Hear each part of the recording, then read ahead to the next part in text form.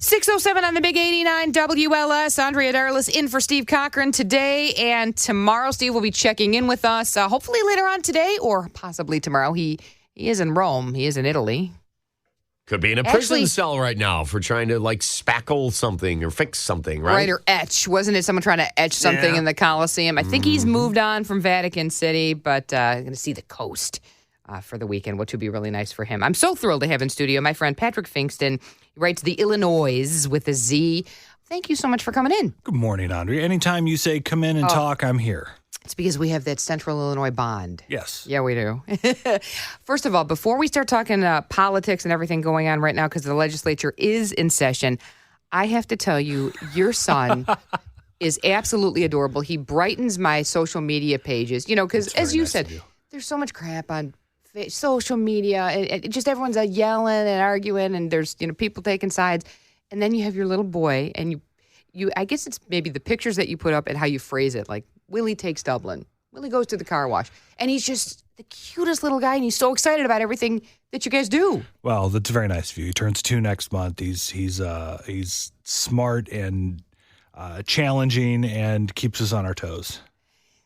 Now we got to talk politics. Okay. That's less fun. That is way less fun. All right. Legislature is in session this week, although you wouldn't know it. But again, they're working on a lot.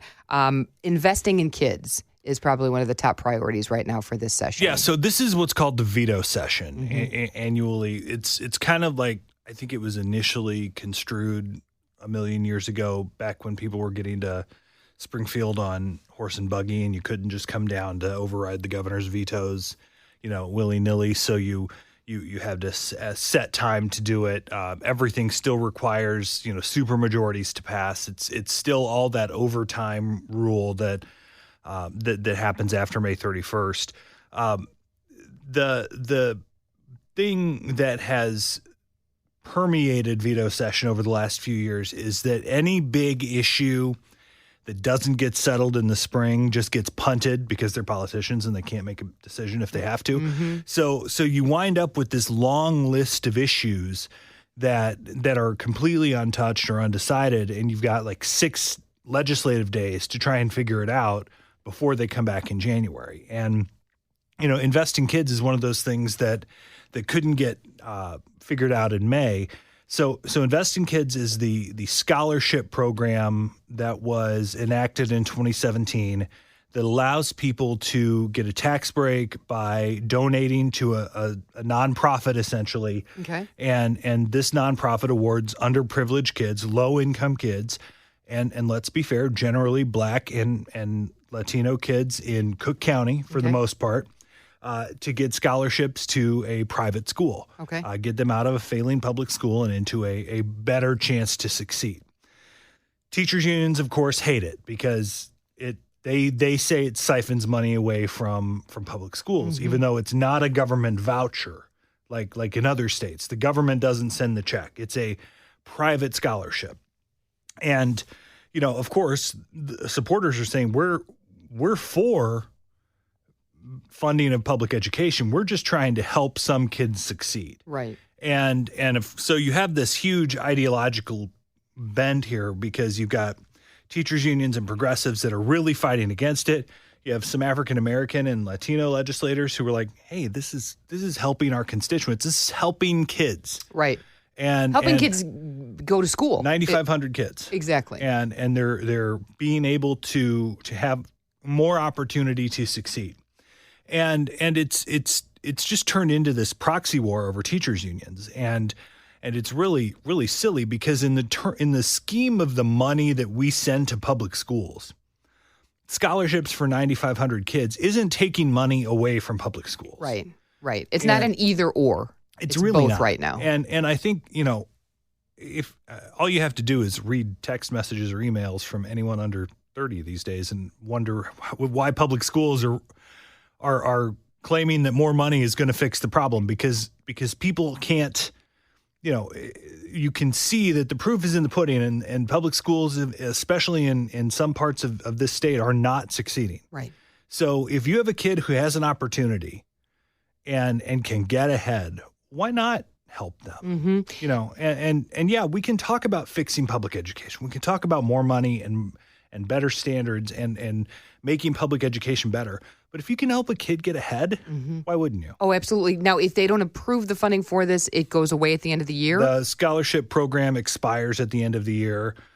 Generally, those scholarships will still be okay for the second half of the school year, but it would still lead a lot more questions and issues to, especially when it comes to people who donate money to those programs and get the tax breaks, et cetera. You know, I know we're going to talk about the nuclear power moratorium too, and funding or not for migrants. State legislature is in session right now. Patrick Pfingsten from the Illinoize with a Z is with us this morning. But I have to ask you, there was talk about getting rid of daylight saving time at one point, and then it was tabled, and then it was brought back up, then it was tabled. Is that, I know, and it's perfect timing because I think next week or the week after we're going to fall back. You know, we lived in Indiana for 5 years, which was actually split into 2 different time zones. Oh, didn't that suck? It was terrible. So you had to drive to work, you had to either leave an hour early, right? And then when you left work, you'd get home an hour later. It's so confusing. Yeah, it was insane. And you know, there was a big, like, Mitch Daniels push that he wanted Indiana to be on Eastern time so that it would be on the same time as New York, et cetera. I think it probably requires a national solution. Obviously, I grew up on a farm, and the idea of when it was passed was that, you know, folks needed to have more daylight to absolutely harvest and milk cows, et cetera. Yeah, not a lot of cows being milked out there. You know, no, and we also have these things called lights. Exactly. Yeah. Now, right. Well, wasn't the whole argument during George Bush's administration when he lengthened the time was because you're going to burn less energy. Yeah.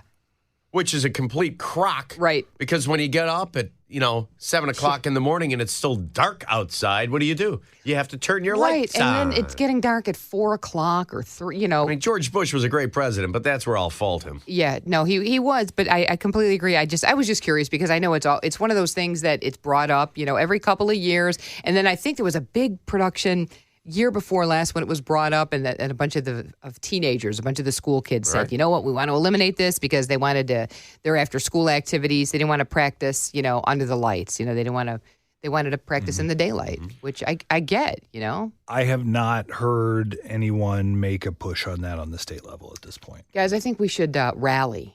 I think this should be of our get signs. Yeah. Yeah. Should we do it? What do we want? Daylight. What do we want it now? We will continue our conversation with Patrick Pfingsten from the Illinoize. It's the Steve Cochran Show. Andrea Darlas in for Steve today and tomorrow. Patrick Pfingsten is in studio with me from the Illinoize. Tell everybody where they can get the Illinoize. TheIllinoize.com, ILLINOIZE.com. Sign up for our daily newsletter. Read all our good stuff. Click a link here and there, and follow us on social media. It's fantastic. Everybody should wake up to your newsletter because it's excellent. Nice. I'm not just saying that. I do read it every time you send it out, and I love it. Appreciate that. Thank you for doing it. We're talking about the fall veto session. Illinois legislature is in session right now, taking up a couple of issues. We mentioned invest in kids, funding for migrants. This is just a never-ending topic right now for Illinois and specifically for Chicago. Absolutely, and we've seen the influx of migrants being bussed into Chicago over the last year or so, and it's a humanitarian crisis. There's no doubt about that. A couple of things that I think folks need to one, remember, and two, frame their argument. These people are here legally. When these migrants are not illegal immigrants. They are going through a formal process to seek asylum in the United States. Right. So they are here legally. They have every right to be here. This is not people who are swimming across the Rio Grande and trying to sneak in. Right. These are people here legally seeking asylum in the United States. They get a piece of paper. They get a document that they are given before they get on the bus, and then they're sent to where they're sent. And no one seemed to mind when there were a bunch of Afghan refugees brought in when the U.S. withdrew from Afghanistan. It's just the polarized political nature of what's happening on the southern border. And because there's so many, too, obviously, Patrick. They're like, and that's not to say that there's not a problem with illegal immigration. There is, and that needs to be worked on and controlled. But this situation regards people who are here and have a right to be here. This is a federal government issue, though, because asylum is a federal process. It's not a state process. So the governor of Texas, and while you can absolutely argue that it's inhumane to just stuff people on a bus and say good luck. He doesn't have the resources to take care of tens of thousands or more of migrants. So he's going to pass the burden around. But the issue here is that cities and states, municipalities don't have the resources to handle an influx of thousands of people who just show up on a bus at Union Station. They're like, what do we do now? Right. So the state, the state doesn't really have the money to give. There was such a small cushion in the state budget that got passed in April or May or whenever they actually finally passed it, that there's not extra money to just go around and throw at this problem. This is where you need a Congress that can tie its shoes and the president to actually show some leadership and say, here's our plan for dealing with these people who are seeking asylum in the United States. Right. And nobody at the federal level, certainly not the House of Representatives and certainly not the White House, are showing any leadership on the topic. So when the topic comes up in Springfield, and it has, and it is, at this point, are they then saying we can't do anything about it right now? This has to come from the federal government. So there's no state funding that can be provided to try to alleviate any of the concerns that we're having with the overcrowding in Chicago or Joliet, because now I know there or can. Urbana. There's certainly money. The state could give money to the issue. But why would they when it should be a federal issue? Not necessarily that. It's just they don't have it. Yeah. There was a $45 million buffer in the state budget. And in terms of a $50 billion state budget, $45 million is a nickel in the couch. Right. It's not much money to hang on to. Plus, you've already got this health insurance for undocumented immigrant program that the governor was tasked with cutting the cost in half and hasn't been able to do so. So they're probably already in the red for the state budget this year. So there's not state money to throw around at the problem. So what are lawmakers doing in Springfield then? Are they at least going to come together and pressure Congress to do something? Nothing. No, I think they should. Well, that's typical. The legislature. The legislature the legislature has no role in this. The governor is the one that's pushing on the president to do things. Right. And he has been consistently. And he has. And they say they've made some progress, but if you're going to get serious funding for the issue, you're going to need Congress to do it. Right. And we haven't had a Congress for 24 days, or we weren't able to be in session for 24 days because of the lack of speaker. Yeah. And so we'll see now in the next 20 days or whatever before the CR runs out on the federal government funding if there's going to be any sort of compromise struck. And Mike Johnson is a Freedom Caucus guy. He's one of the people that have been trying to burn down the house. I don't know. You don't hire an arsonist to burn down or to build your house. Right. And so it's I was stunned. Were you stunned? I couldn't believe that I choice. was surprised that Tom Emmer gave up so quickly. But it was clear that the House, the Freedom Caucus side of that conference was never going to give in. They weren't going to advance. And Johnson is considered a smart, collegial guy, very conservative, very conservative. And that's not to say that's bad. Newt Gingrich was very conservative, but the question is, can you be conservative and still work with a Democratic Senate and Democratic right? president? And he's so new too, so you don't have a lot of precedents or a lot of indications of working across party lines. Well, to get Mike Johnson is done. a member of the House of Representatives, which has 13 staff, I think 13 or 14 staff. Yeah. And now you're going into the Speaker's office, which is essentially controlling the hundreds of billions of dollars that run through the federal government every year. Wow. Good luck. Yeah. Whew. All right, let's talk about 2024. There's a lot of political questions in Illinois still looming for 2024. We are going into an election year. So I think a lot of people in this state are kind of forgetting about the down ballot stuff in 2024 because there's no U.S. Senate race. None of the congressional races look particularly exciting because The Democrats gerrymandered a map that was so strong for suburban Democrats, Right. That especially if Donald Trump is the Republican nominee, which we certainly expect him to be, that kills those Republican candidates in the suburbs. But if you keep going down the ticket, if you look at the state house, you have 7 Republicans, and Democrats already have a 78-40 advantage in the House. And that could go up to 80. Or more. There are 7 Republicans in the House that represent districts that Joe Biden won in 2020. And you better believe that the Democrats who are sitting on millions and millions of dollars are going to go after those seats. Yeah. So you could see even more Democratic dominance, specifically in the House in 2024. So what is the incentive to run as a Republican in Illinois?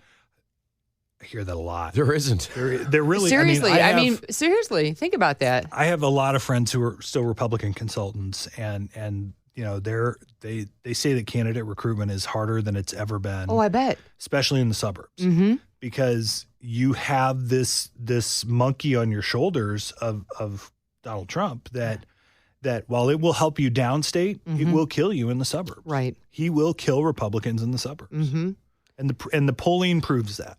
Yeah. He's lost Illinois by 1 million votes twice. He's going to do it again. Right. 2024. Wow. Well, we've just solved all the problems, or have we created more? What we do. We probably created a lot more. Patrick, I love talking to you. I love when you come in. Give the Illinoize another plug. TheIllinoize.com. That's the Illinoize, ILLINOIZE.com. Go in and subscribe to our newsletter. Willie's going to solve all our problems. It's okay. Just keep posting pictures of Willie. That'll make us all happy. Right. Make us forget our troubles. Happy birthday to your son and to you coming up. Thank you, Andrea. Thank you so much for always coming in. It's Patrick Pfingsten.